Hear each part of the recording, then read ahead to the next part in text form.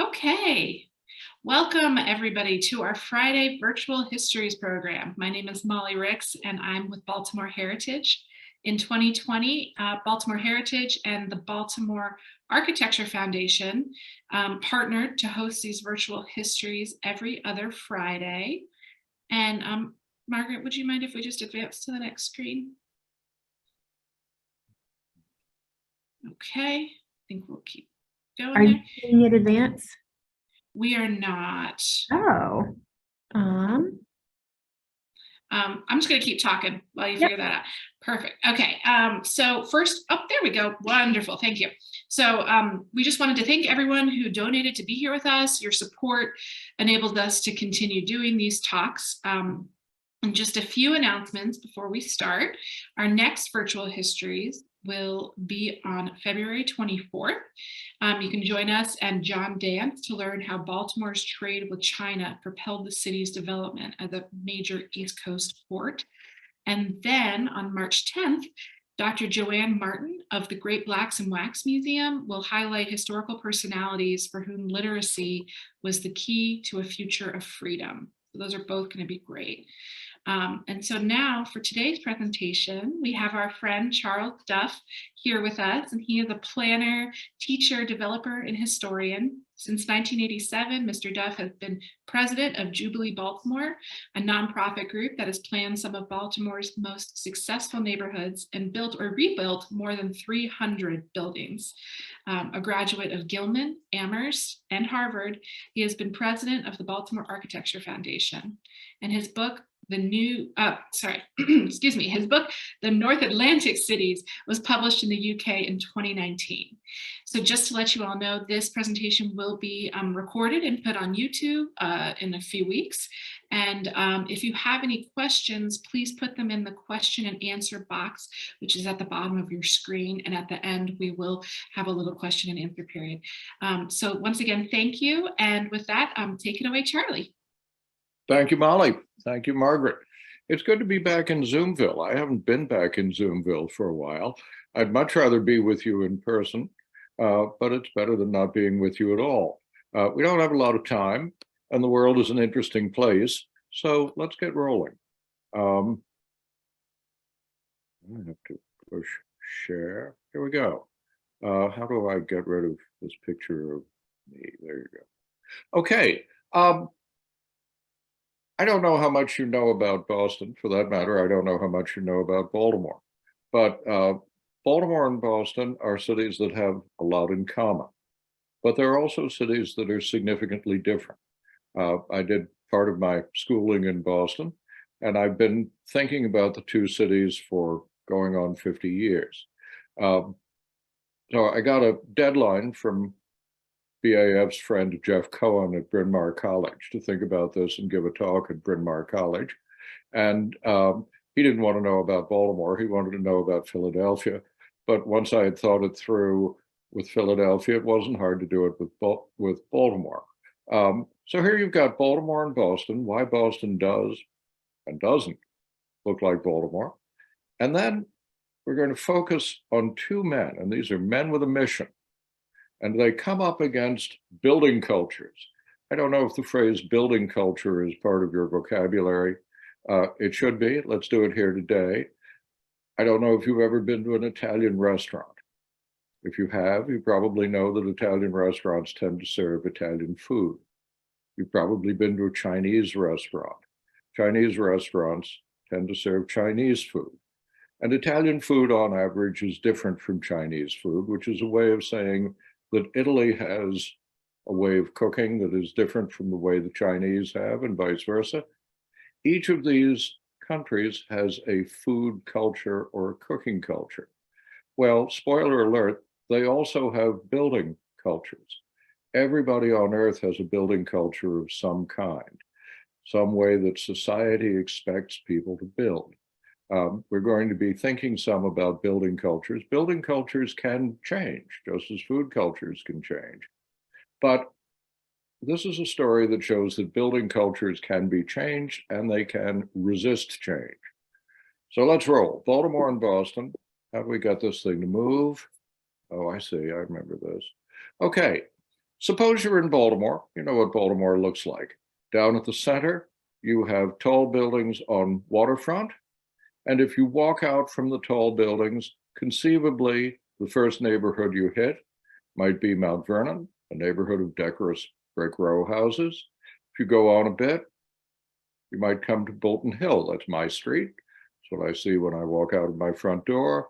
You might walk a little farther straight north, come to Charles Village, and you'll say, okay, in the neighborhoods of Baltimore that are close to downtown, the people have historically built row houses, and they still, by and large, live in row houses. If you go way away from downtown, same thing. You don't have to be next to downtown Baltimore to live in a row house. You can go way out into Highlandtown. You can go into deep South Baltimore, deep East Baltimore, deep West, deep North, Northwest, Northeast. You can go to Howard County, Harford County. You can go anywhere in metropolitan Baltimore, and you will see that people have built a lot of row houses and are still doing it. And you might say, right, the row house is a large part of the building culture of Baltimore, and particularly within the city limits. It's not just the neighborhoods that are right smack up against downtown. It's several miles out. Everything in Baltimore that was built before about 1900, and most things built before 1920, are row house neighborhoods full of row houses. Well, great. Suppose you decide to go to Boston, and I recommend that, except in the winter. Boston's a lovely town. You fly into it, and if you take the bus or the subway into downtown Boston from the airport, you will feel right at home. Boston has tall buildings on water. It has waterfront promenades. It will feel somewhat like Baltimore. If you walk out from downtown, the first neighborhood you will hit is Beacon Hill. And you will say, looks like home to me, pretty nice home at that. If you walk a little farther, go down Beacon Hill to flat land, you will come to the Back Bay, about 1,000 Victorian row houses. The Back Bay is the Mount Vernon of Boston. And you will say, well, yes, these people seem to have a building culture that is very familiar to me.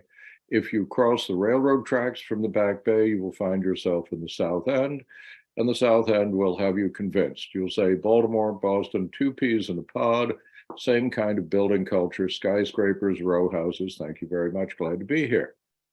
But if you go beyond these three Boston neighborhoods, and these three Boston neighborhoods between them have only about 5,000 houses, and Boston has 700,000 people. If you go past these three Boston neighborhoods, you will hardly ever see a row house again. What you will see is scenes like this. Late 19th century, freestanding wooden houses. These are not in the suburbs. These are in the city of Boston. And this is what most of Boston looks like. Some people lived in single-family houses. These are two-family houses. There are whole streets of two-family houses. They look like large single-family houses, but they're not. They were built to have two apartments, one on the first floor and then one on the second and third. And then by the turn of the century, by 1900, that century, whoops, oh, come on. Bostonians have figured out how to put three apartments into one wooden freestanding building. So the center of Boston looks like Baltimore. But as soon as you get out of the very center, you are in a very different world. You are in a world that is wood rather than brick. You are in a world where buildings are freestanding rather than connected into rows. It has nothing to do with the size of dwelling units or the density of population. These three-story, three-apartment houses, which the Bostonians call triple deckers, these were built for the kind of people who were buying houses in Highlandtown and Canton at the same time. And the square footage of these apartments, 1,200 square feet on average, is the same as the square footage of houses in Highlandtown and Canton. And the population density about 20,000 people per square mile, is the same as the population density of Islandtown and Canton.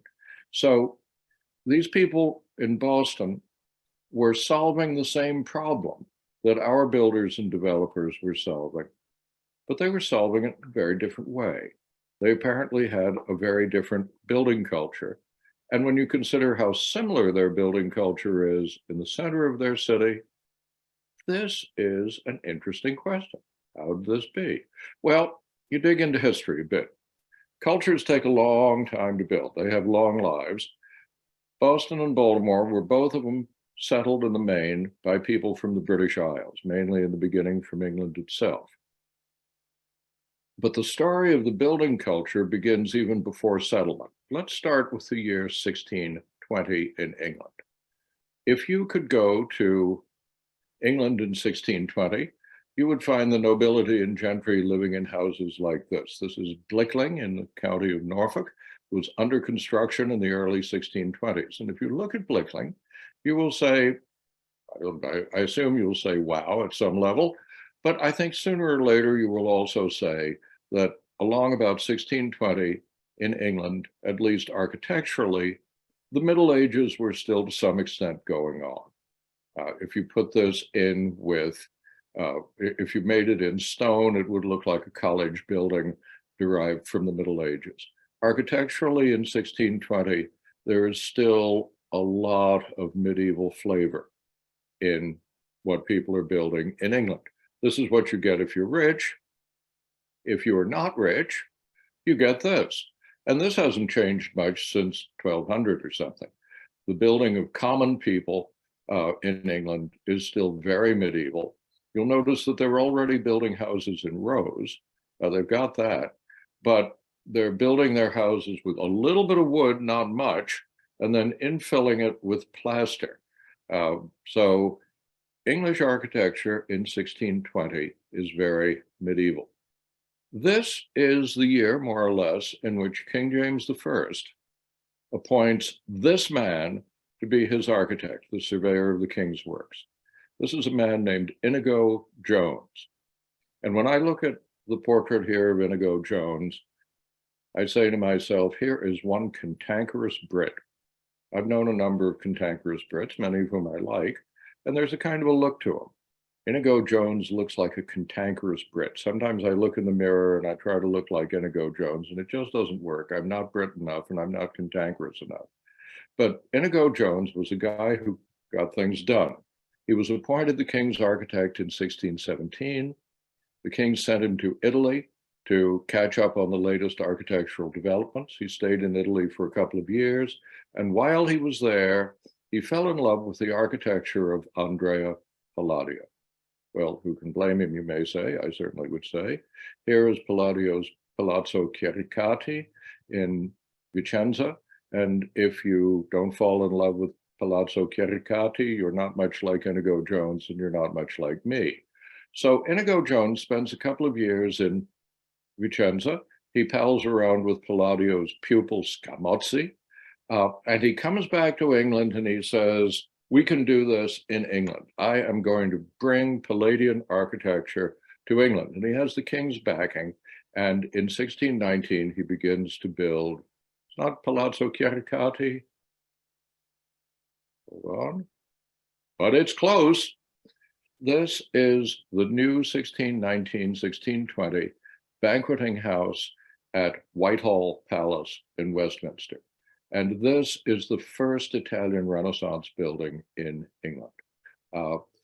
There's never been anything like this in England. And you have to imagine that a spaceship would suddenly land in the middle of Baltimore.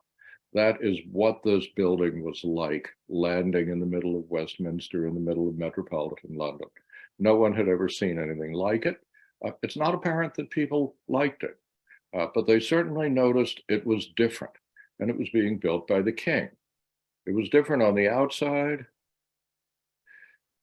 and it was different, and Jones's architecture is different in details. Here is a detail from one of Scamozzi's villas outside Vicenza. Jones brings that home into the chapel that he builds for Queen Henrietta Maria near St. James Palace. And here is England's first example of what we now call a Palladian window. Inigo Jones comes back to bring Palladian architecture to England, and he spends the decade of the 1620s building a few really astonishing spaceship buildings for the royal family. Well, the royal family is pleased. And in 1630, the king, it's a different king by now, but he's still pleased, Charles I, the king basically takes Jones aside and says, Jones, you've got the stuff. But this capital of mine, London, this is a mess. It's growing like a weed. The buildings are ugly. We've got to do something about it. And you're the man. Jones, write me a building code and I'll give you the power to enforce it. And Jones says, sure. He's a man with a mission. And this is the chance that he wants. He's not just building one or two fancy buildings for the royal family. He has become the development dictator of London. His powers don't apply to the very center of London, the historical city of London, that has its own government. But everything else, 300,000 people are living in the suburbs of London. And if you want a building permit anywhere out there, that's where most of the building is happening. If you want a building permit out there, Inigo Jones has to sign off on it.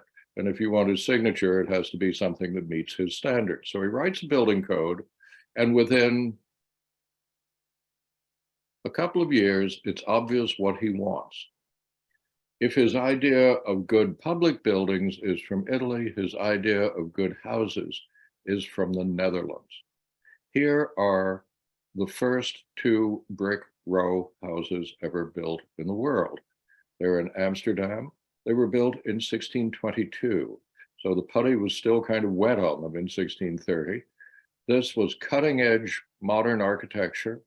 And this was the model, or what the Dutch did in their cities, became the model for Jones's building code. And if you will look here, you are looking at the first piece of work that was done under Jones's building code. This is Covent Garden, a new development of 1634. What did Jones design? Well, nobody really knows. We know that he designed that thing that looks like a Roman temple that's really a church. We don't know if he designed anything else, but we know that he signed the permit.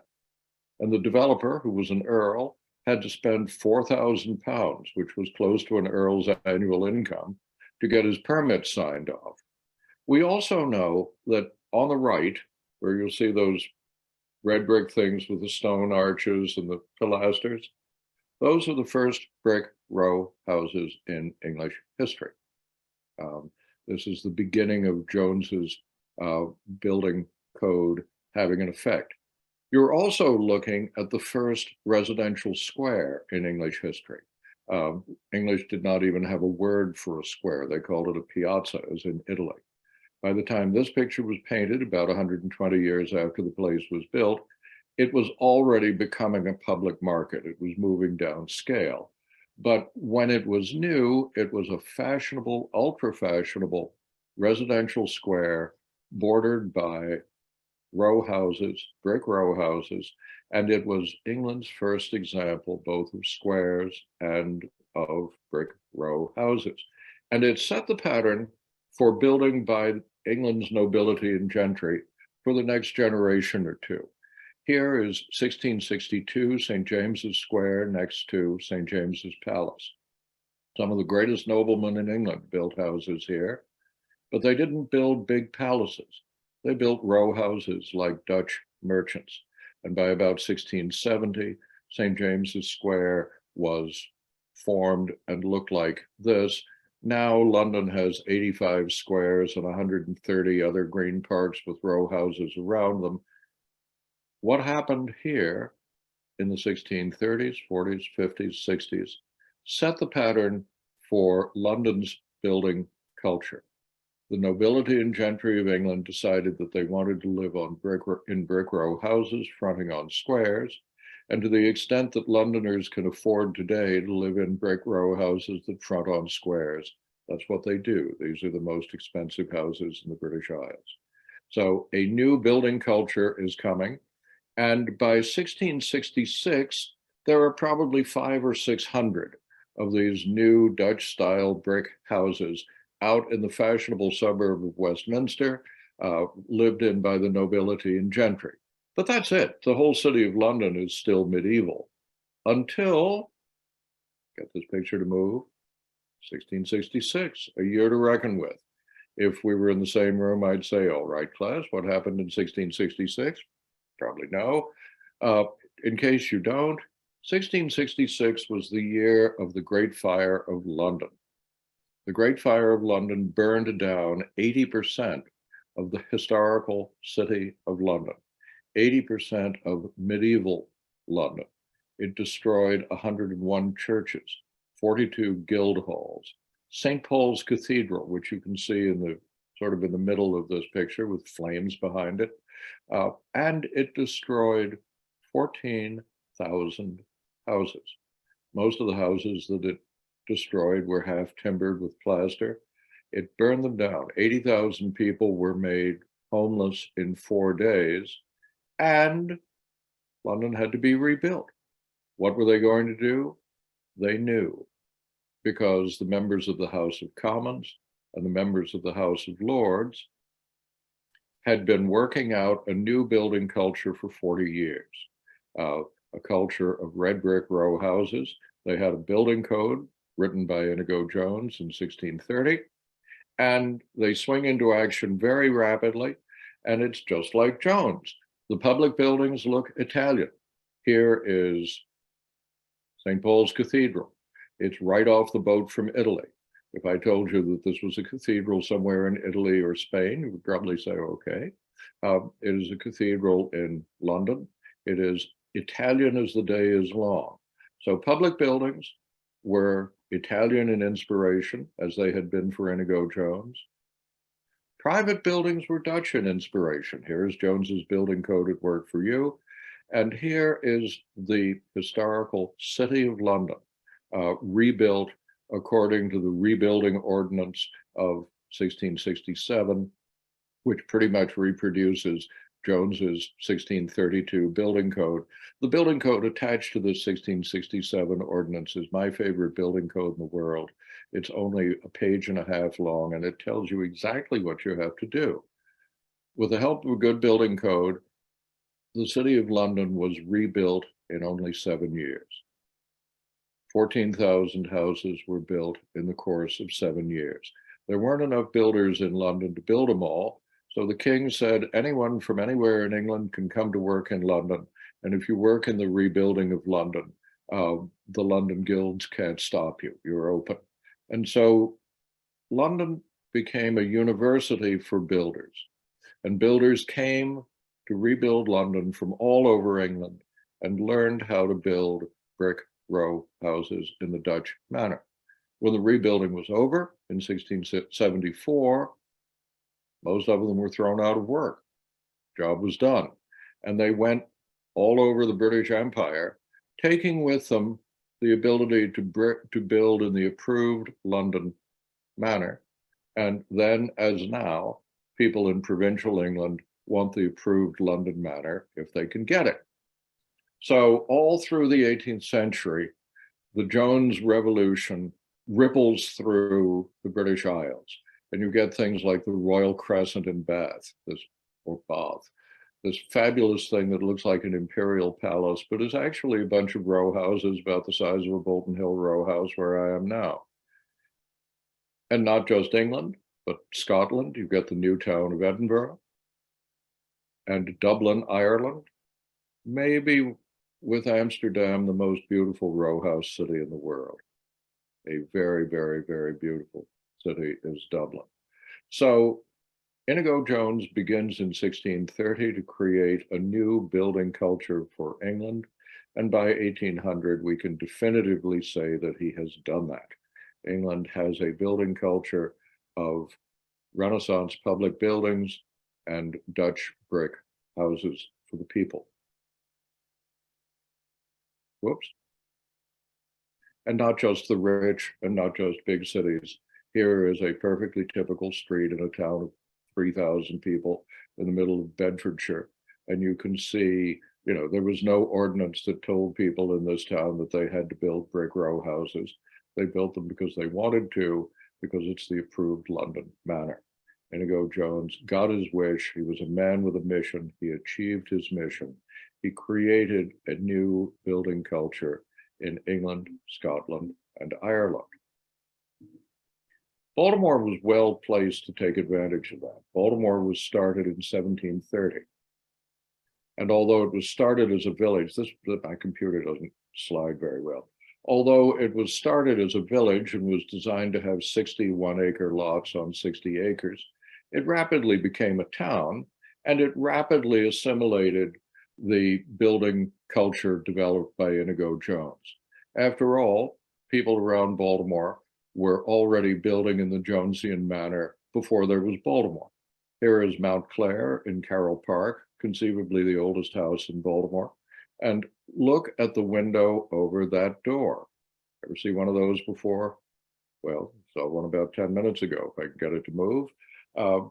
The people who were shaping Baltimore, like Charles Carroll, the barrister at Mount Clare, were fully with the new building culture of Inigo Jones. Not only that, but Baltimore grew up in the shadow of Philadelphia. And this is important because London was 3,000 miles away. Philadelphia's 50 years older than Baltimore, and it got off to a faster start. And by the time Baltimore was getting organized, Philadelphia already had 25,000 people. Philadelphians knew what London looked like, and that's what they wanted. And by the time Baltimore was formed, they knew how to get it. Here is the rebuilt London. And here is a surviving street in an old neighborhood in Philadelphia. There's not much difference between them.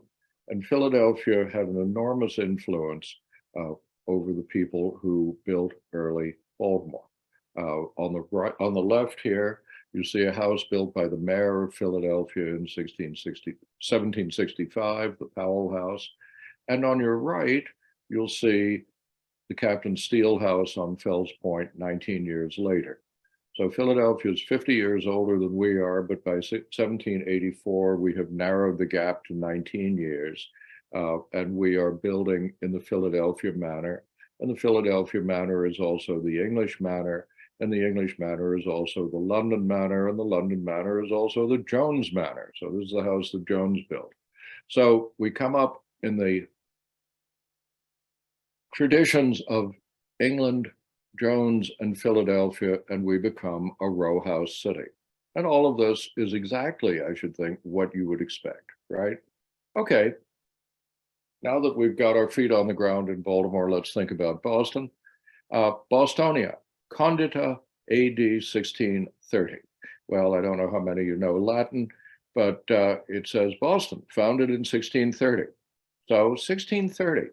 That's a date we've heard before, isn't it? 1630 is when Jones gets the right to regulate London development. Boston was settled in 1630, and the people who settled Boston never saw what Jones was doing. It happened after they left. The Puritans began to leave in 1630. They stopped leaving in 1642. They fought a civil war and cut off the king's head.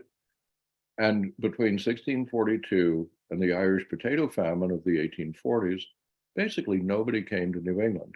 And New England remained stuck in the cultures of England in the 1620s. As far as building cultures go, this means that New England missed the new building culture of Inigo Jones. They didn't get it. They were stuck in the pre-Jonesian building culture of England, where rich people did this and poor people did this, and New Englanders did this.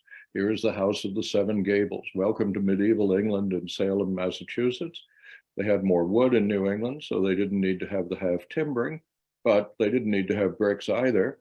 You get all these medieval gables. Medieval architecture survives in New England, longer than anywhere else in the English-speaking world. And in fact, if you think of the region of New England, not just Boston, not just the immediate towns, the region of New England is a region of wooden houses standing on individual lots. Even the churches are wooden. And you know, the New England Village is one of the great beautiful things in the United States. This looks like a placemat in a restaurant or a postcard. But it is not a part of the new building culture of Inigo Jones. New England misses that. They don't get it. And this, I would submit, is why it was logical for Bostonians in the 19th century to build city neighborhoods that looked like this. This is fully in conformity with the New England building culture, with the continuation into the 19th century of the building culture that existed in England before Inigo Jones in 1630. Okay, well, that explains that. But it doesn't explain the three neighborhoods that are next to downtown Boston. Remember when you got to Boston, you set out, you walked through the first three neighborhoods, and they looked like home. They had row houses. You don't get that from England in 1620. What explains this? Well, I promised you two men with a mission. One was in 1620, and it was Inigo Jones. The other comes along in 1786, and he comes to Boston. His name is Charles Bulfinch. Charles Bulfinch gets out of Harvard in 1786. He goes to Europe for a couple of years, and he has the kind of conversion that Inigo Jones had had 150 years earlier. Jones came back in love with Italy, and he was going to bring modern Italian architecture to England. Bulfinch here came back full of love for modern architecture in Britain, and he was going to bring modern British architecture to Boston. So, oops. Here is modern British architecture. Whoops, there goes my screen. Here's modern British architecture as of 1786. Did Bulfinch like this? Apparently so, because he came back and in 1791 with his own money, he built the first row houses in New England, and he built them in the shape of a crescent, Tontine Crescent in Boston. Quite a lovely thing, I think, torn down in 1857. But by 1795, the people of Massachusetts get Bulfinch to design them a new state house. And here is the first great statement of modern British architecture in New England. This is still the dominant building overlooking Boston Common. It's the center of every old engraved view of the city of Boston. It's the top of Beacon Hill. This is Charles Bulfinch's State House of 1795. The people of Boston elect Bulfinch in 1799 to be their chief magistrate. And this gives Bulfinch the kind of power in Boston that Jones had had in London. If you want a building permit in Boston, Charles Bulfinch has to sign it. And like Inigo Jones, Bulfinch is a man with a mission. His mission is to bring modern British architecture to Boston. So he begins, and to some extent, he does this by designing buildings. Here are two Bulfinch houses of 1803. I lived in one of those when I was a grad student. If you look at the second floor window with the curtains pulled back, that was my bedroom. And time to move. Okay, but be quick. And he designed beautiful houses all over town. But above all, like Jones, he had a building code, and he forced people to work to it. And over a period of 20 years, Boston developed a community of designers and builders and bricklayers who knew how to do it. And it conquered the upper levels of Boston society. And rich people in Boston society got with the Bulfinch program. When the styles went Victorian, they built row houses in Victorian styles, as the British did. And you get the three neighborhoods that are next to downtown Boston. Completely conquered the proper Bostonians, the Boston aristocracy. But apparently it didn't go deeper than that. the middle classes of Boston still thought of themselves as New Englanders. And when they got streetcars around the Civil War, and streetcars allowed them to get out to places where land was cheap and they could buy a bigger lot, they said, finally, I can do what I'm used to. And the rest of Boston, the middle class Boston of the 19th century, looks like a big New England village. We also got streetcars and went to Bolton Hill because we had Jones's building culture, but Boston did not. So if you don't have enough to worry about, here's something for you to worry about. Here are two men with missions.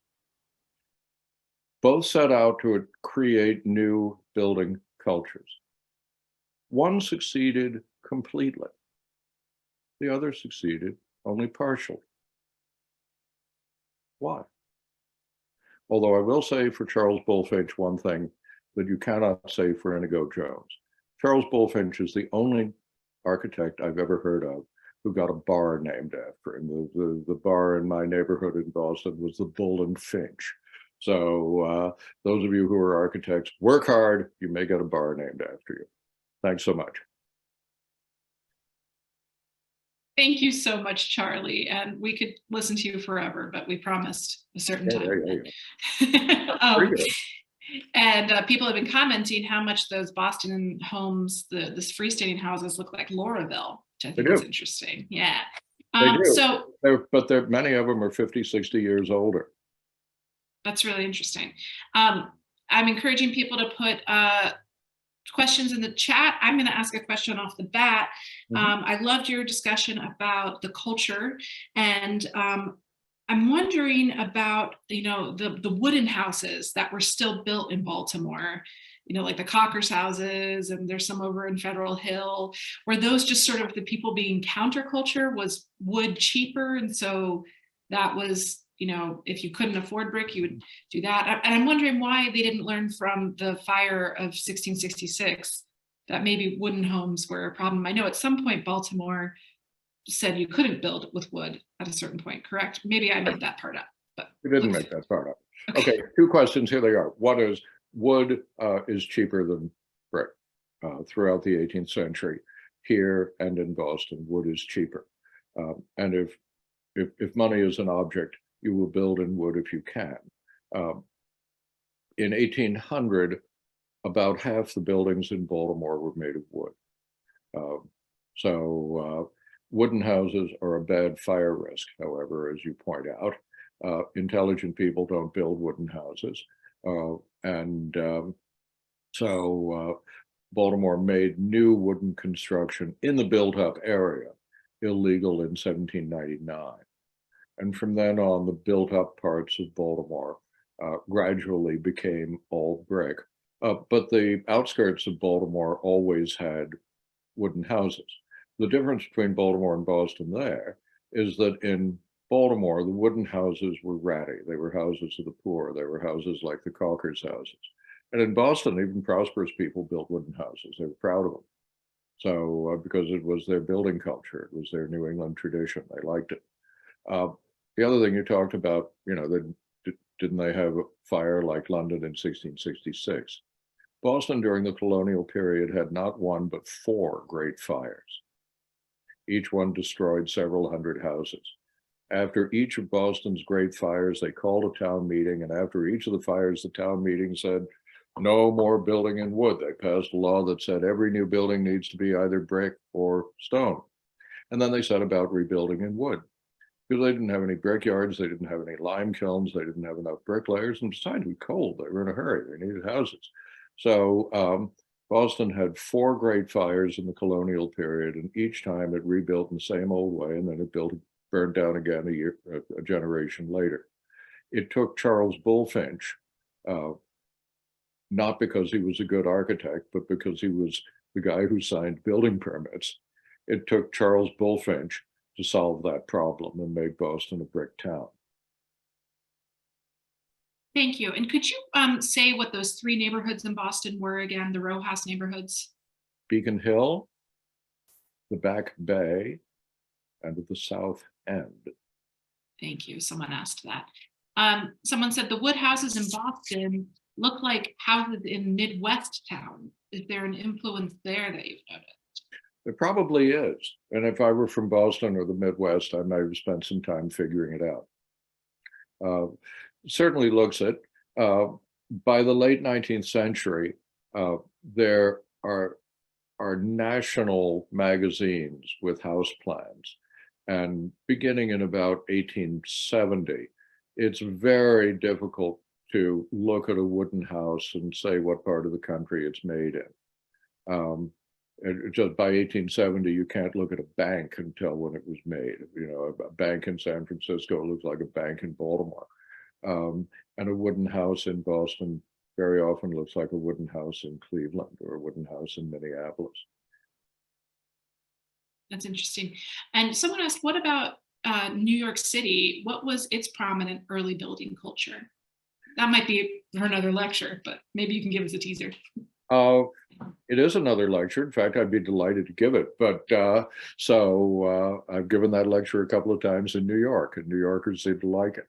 But New York is founded by the Dutch and conquered by the British, and you can basically imagine what happened, which is that they started building brick row houses about as fast as they could, and they did it until they just needed to have more floor space per acre than you could get with a row house. And then they had to start building tenements and apartment buildings. Why that? That's a separate talk. Well, that seems like a good place to stop. Thank you so much, Charlie. We always love having you come here. I love being here, wherever here is. Hello, Zoom folks. Thank you so much. Thank you very much, Charlie. Have a good weekend, everyone. Bye-bye. Bye.